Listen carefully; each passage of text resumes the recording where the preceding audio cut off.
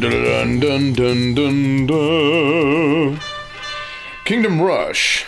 Now, I'm going to go ahead and tell you, I did do the prototype preview for this Kickstarter. This is by Lucky Duck and Ironhide Game Studios. Ironhide, I believe, is the one that does the video game version of Kingdom Rush.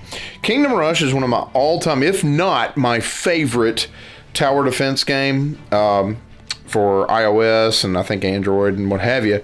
And I absolutely love this license. I played the, like I said, the prototype. I really enjoyed myself with that. I really enjoyed it. I personally felt I was getting a good chunk of the theme from the standard game on iOS, and I was excited for this to hit Kickstarter. And so, again, there may be some changes. I'll probably do a follow-up kind of a review at some point just to address if anything's, gotten better, if it's gotten worse. I can't see how it could have gotten worse because it was great. And if they changed anything, that would have sucked. Box quality, if you feel it. All right, let's see what's actually in here. To battle! Yeah, sucker's big. Reinforce! I would say just be really careful when you're pulling this box top off. There's a lot in here. Good night. Look at that. The components are in jail. Look at there. I like that, actually. It helps keep it situated. Nice. All right. Stickers! Stickers, yay. I hate stickers, but, for this game, I'll make an exception. Let's see. Mark your progress on the kingdom map. Use attached stickers. I guess that's for the for a campaign. I don't know. Got your rule book. Let's see. It's okay. No, I have to read it. See what happens. Scenario booklet. Oh, okay. So maybe maybe that's what the stickers are for. Got maps set up. Let's see. The type Warped Angel. Okay, so a bunch of different map setups. I love the artwork of Kingdom Rush. I really do. Oh my goodness. What is this? Oh, it's just like the actual game. Here, can we open this? Yeah, there we go. Okay, so you've got that. It's got the stars. If you really want to take this somewhere with it, that's kind of fun. They're trying so hard to recreate the actual iOS version of it. Oh my gosh, look at me. Sheets of things that there are to punch out. These are like the damage icons, the things that you use to damage the enemies. Arrows, bombs, or, explosions, wizard magic, things like that. Here are your different layouts. Very nice for what they are. Look, sheep. It looks like New Zealand. When my wife and I were living there for a short time years ago. Looks just like New Zealand. Sheep everywhere. More pieces. I believe these are the phases of enemies that come out. Remember the jewels? Yep. Oh, and more map tiles. Double-sided. I like the fact that they're double-sided. That's nice.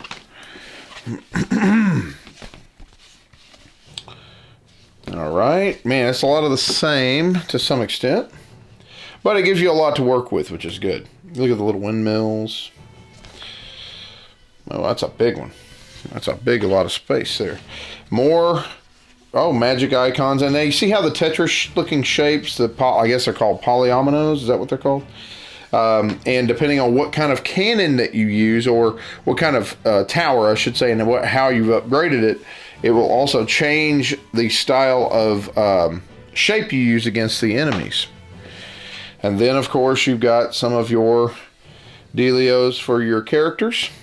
Do you bleed? Call of the Wild. Can't touch this. Earthquake, Fire and Brimstone, Mirage. And see, the cool thing is it shows you on these little tiles exactly how you use that power, right? If I remember correctly, these are to be placed on your hero boards, and they upgrade your heroes with specific powers and stuff. I think. It's been a minute since I played it, but I believe that's how it works. We got more map tiles. Like I said, some of those bit more the same, but it's all right. We're getting to more of the other stuff. I love that. You can't see it very well, but there's a castle on there.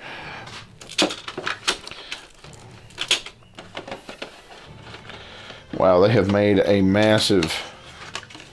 Wow, look at that. We got some bad guys. Or heroes. No, that's, I think, one of the bad guys, if I remember correctly. I'm forgetting his name. Yeah. I think these are bad guys. I think these are actual bosses. I could be wrong on that, but that is a massive piece. I mean, you'd have to... Look at my hand. You see how I don't have a small hand. That's a massive piece. Like that.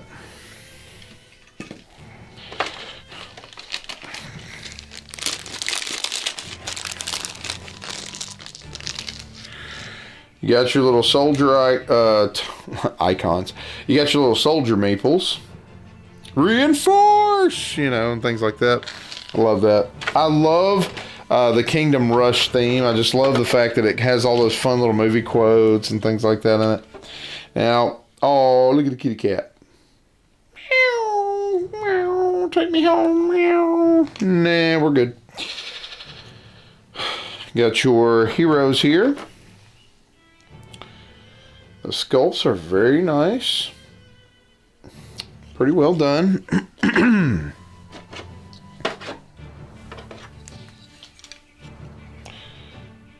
Yep. You're definitely getting your money's worth when it comes to component quality. This is quite nice. I really like it. For what you're getting, it's really nice. And yes. Very well done. Now these are build spots, right? For different kinds of towers. As you can see, they're translucent, so you can kind of see what you're doing on the board. Yep. Got some hero tiles.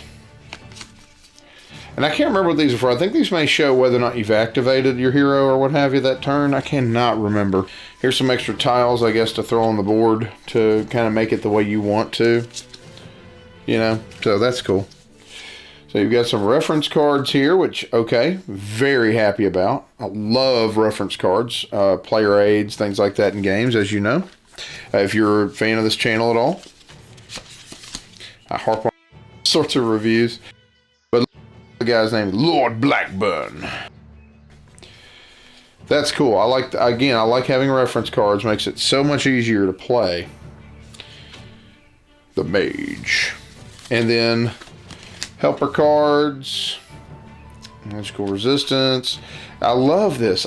Again, this gives you a point, just points already just for that in my book, just because you're helping me in the game with player aids. So here are, I guess, your player boards. Yeah, they weren't like this in the prototype. I don't remember them folding like this. I think they were just flat pieces. Of course, it was a prototype. So now I do like what they've done with it, with the folding, like a book. Ignis. Got all your little heroes here. Malak. Now, see, I use him in the game a lot. I really like him as a hero. And that's where you put your, yeah, just like in the original prototype, you put your little tiles there to upgrade your character. Very nicely done. Attack with a bow and arrow. Aleria. Swift wind. Like the wind. I think she says something like that in the game. But anyway, another one. We have Lilith. Now, I don't remember ever using Lilith in the actual game itself, but who knows? She may turn out to be pretty awesome. All right, so we got some different tiles here. Now, again, I don't remember every detail on these, but I think all these are the enemy tiles. Remember the big old ogres or what have you? Little munchkins. And see, as they come out, you're going to be putting those polyominoes on there, trying to take them all out. And there's different kinds of waves that come out, just like in the game. You've got the wolves here, the wargs, or whatever they are, and they make the tile go faster. If I remember correctly, it goes double speed or whatever. So you have the arrows on there. So again, in some ways, it definitely, I felt it captured the theme of the game. Now, I heard someone say that it necessarily it wasn't quite like the game, but I mean, the fact is, it's a board game you're taking a video game, putting it in a board game form, they're not going to go exactly that way. I don't know. I personally felt like it captured a lot of it. So, but yeah, look at that big old troll. Yeah, and just keep on going. Look at that. Got all sorts of different kinds of weapons and enemies and all sorts of fun stuff. You know, the more you go. So you look at that big dude right there. I love those sounds. See, I don't remember every detail on how these play. I just know that some of them are a lot harder to take down than others, you know. Whoa. That is a tile you don't want to deal with. That is a massive amount of bad enemies to deal with. Like zombies and undead knights, I guess. I can't remember. Ghosts. Remember that. Yeah, but see, like I said, they got a lot of it. I feel like they captured a good chunk of what you're going to be dealing with in the game in the board game. I really do. Remember the birds? You can only fight them if you have like archers and mages and things like that. The little rocket pack guys, remember them? Zombies. It's a lot of good stuff in what I'm seeing in this game. Now, if you see, you've got your different styles of archers. I want to say that's telling you the level. It's also showing you which directions, like because you put them on the map in a very specific way, you know, and it shows you what areas it can hit those enemies as they go by. Level 1 archer. Let's see if there's any level 2s. Yeah, level 2 it turns into a marksman. Level 3 you got a sharpshooter, right? So yeah, I mean it gives you a lot of different little change ups. I like the upgrading of towers.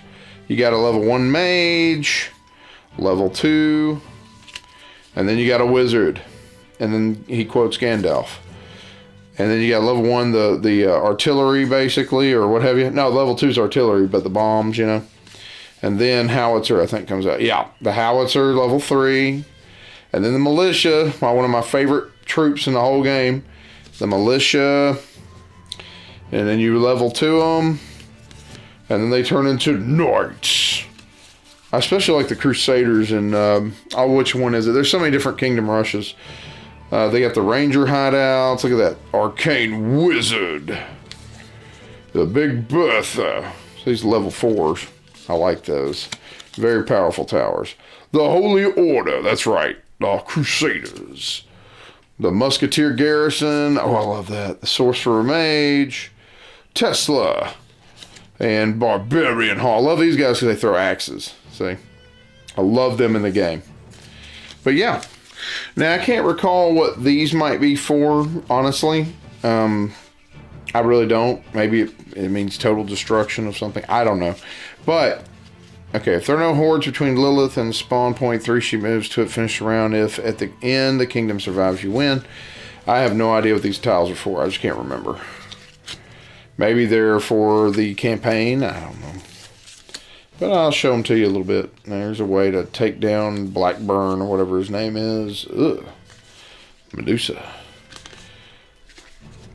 Before the old time mage moves when she's destroyed. That's cool.